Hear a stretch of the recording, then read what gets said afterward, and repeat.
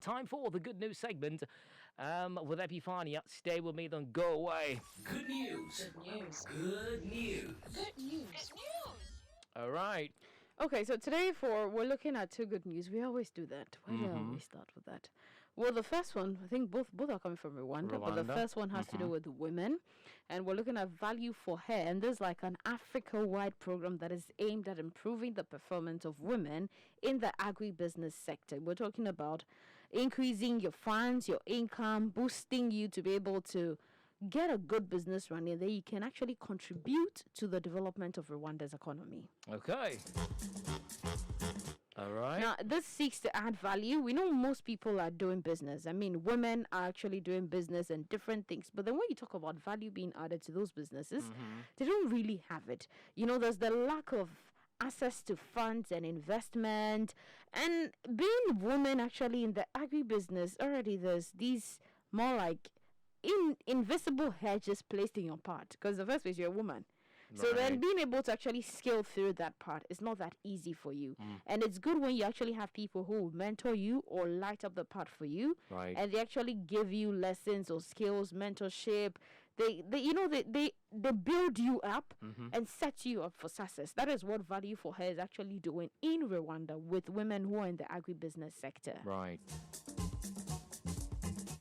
So it enhances the visibility of women in the agribusiness, and you can sell, but if you're not being seen, you're not really going to make much sales. Yeah, I mean, yeah. It's good to be in your corner and be saying, hey, but it's like having a candle and covering it with a bucket. It's only what is within the bucket that gets light up or that actually sees those lights there. Okay. So you need visibility as a business, and Value4Her is doing this for these women, putting them on a platform that enables them to be seen, that gives them the leverage, the advantage, also equips them with the needed skills, the technological advancements that, I mean, we have coming left here, left there, left there.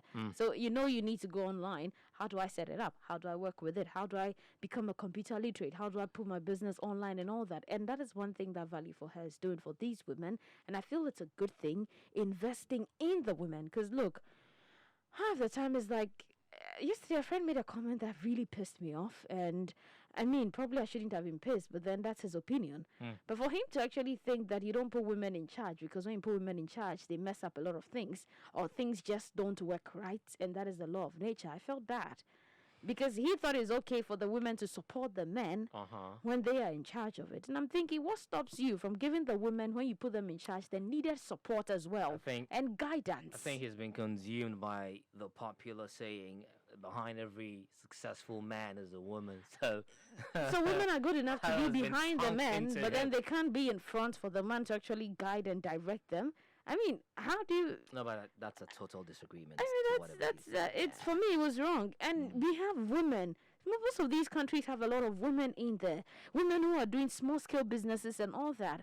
And just the few who have the educated advantage, who have the connections or who have the right networks, are able to make it across the globe and trade internationally and bring income to the country. Now, imagine if you empower all these women on the ground level. Just imagine what it does. Because every little drop of water makes a mighty... So every little income they generate, there's a bit of tax that goes to the benefit of the country. So if we invest in the women who are into businesses in our countries, it's a good thing. And I'm just happy Value4Her is doing that for women in agribusiness in Rwanda. All right. Well, the next thing we're looking at is still in Rwanda, but what they're doing with their human rights is that they're going digital with it.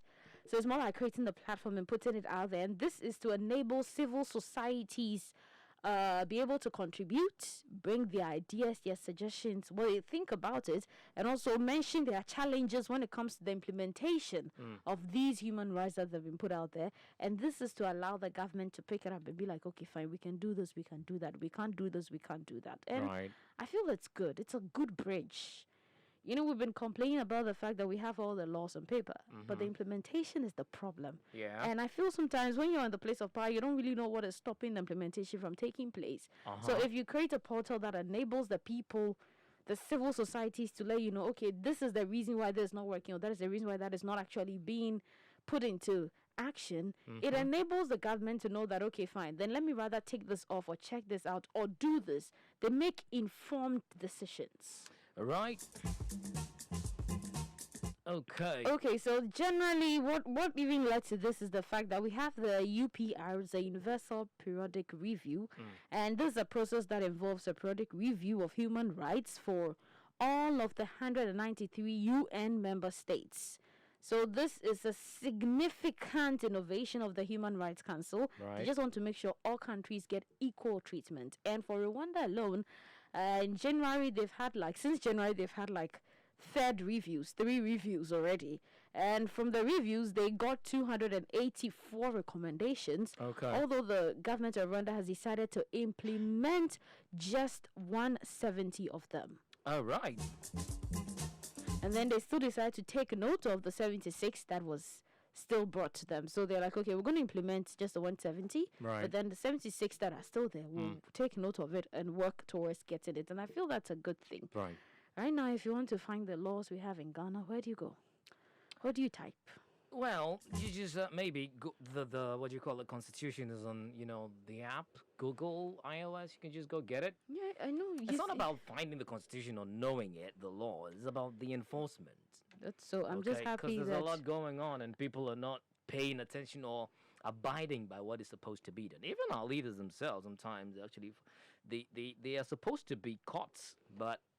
They are not. I mean, and Rwanda is looking at the fact that, look, they said, this is what they say. They said they are tired and sick of the traditional reporting.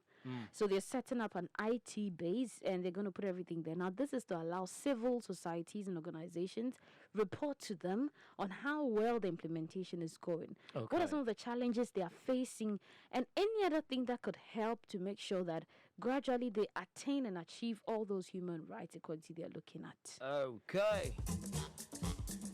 Right, that's all we have. That's all we for have for good good news news. across Africa. The show is Africa Daily on Africa Global Radio 131 GMT.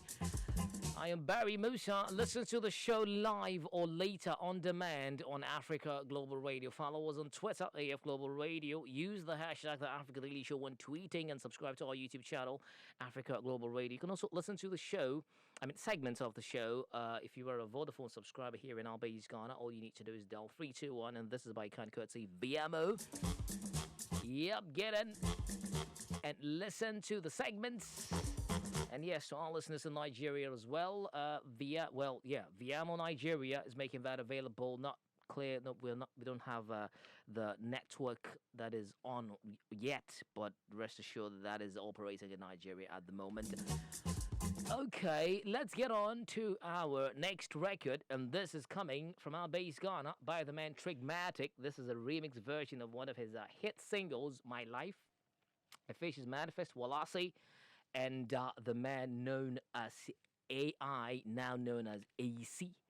We'll be right back for headlines across Africa as well as trends on social media. The show is Africa Daily. Don't go.